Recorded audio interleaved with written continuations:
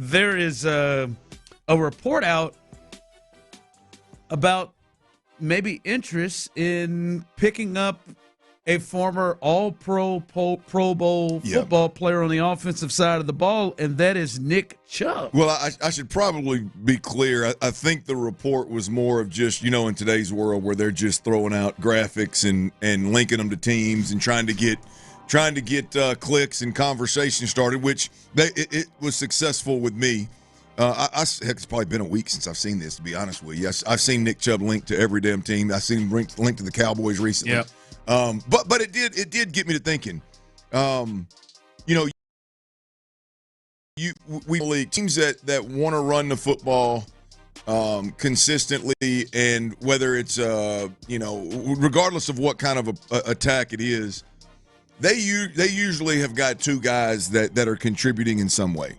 And while we've been really excited about Woody Marks, I'm super excited about Woody Marks. I do want at the same time be real about what is the best route for Woody Marks to be the best player that he can be from Jump Street. Because I do think that when you've got Joe Mixon and you've got Dare Ogunbowale and what's my man's name in the middle?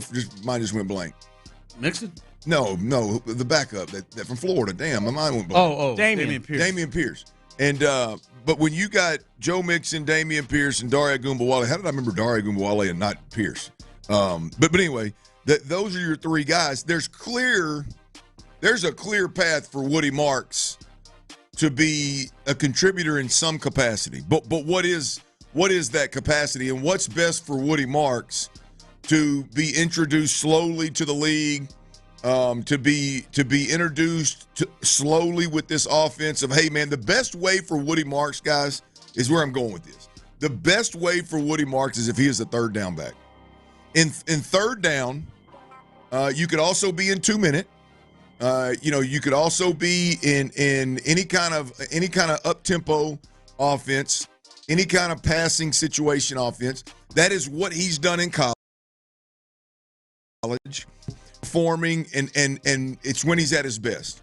So the best way to start Woody Marks into the league is to say, hey, here's the playbook, and we're gonna go through all camp and we're just gonna cram as much of the playbook as we can to you.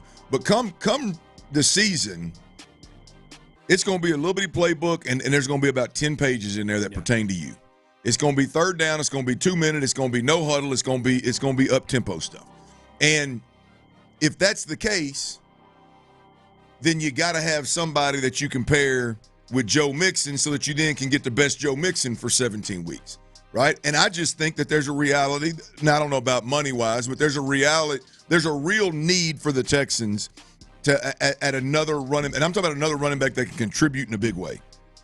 And so when I hear Nick Chubb's name, I like it more and more the more I think about it. When you hear that, how much usage do you envision when you hear Nick Chubb? Well, I think with those two, now this is assuming Nick Chubb's back from the injury and everything's fine, and he is whatever the version. His workouts have looked impressive. Looks like he's back. Whatever version of Nick Chubb you get in May of 2025, assuming that he's healthy, that I got to believe that he'd be a good 1-2 punch. Is he the bell cow that can go for 2,000 yards? And no, he's not that. But could he be a good 1-2 punch that could get downhill, that you don't have to worry about? Does he know how to protect the damn quarterback? Does he know the NFL protections? Can he get lower and buck some of these linebackers, some of these safeties that are coming? There's no restraint from a mental. Right? Coming off the injury, I would imagine it's going to be a 1 or 2 year deal. I would imagine it's going to be a short-term deal to prove that he still got a little juice.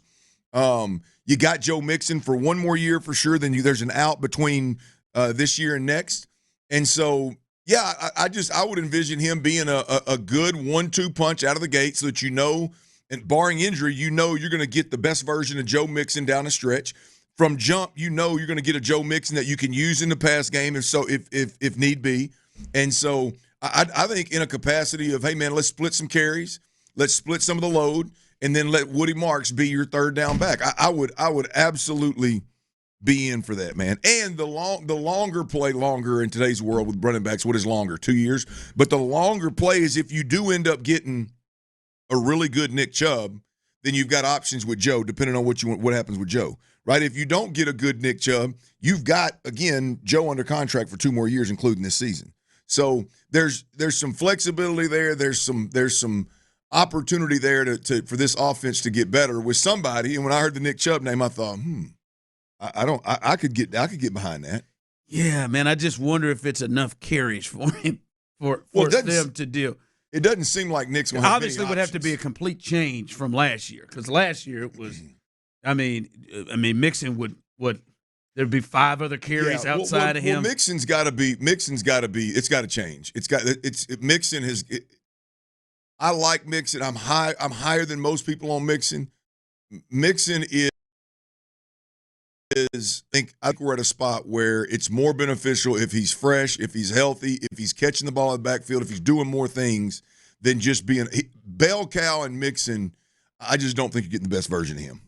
We may have to build on that at some point this week on that conversation of the usage rate on Joe Mixon. But yeah, we'll see. Nick Chubb, listen, I mean, hell, there was a point in time where he was head and shoulders better than Joe Mixon for most of his career. So we'll see what happens and what kind of options he has there. But I wouldn't hate it. I think it would make their football team better if he was added to this team. I just wonder what the carries breakdown would look like.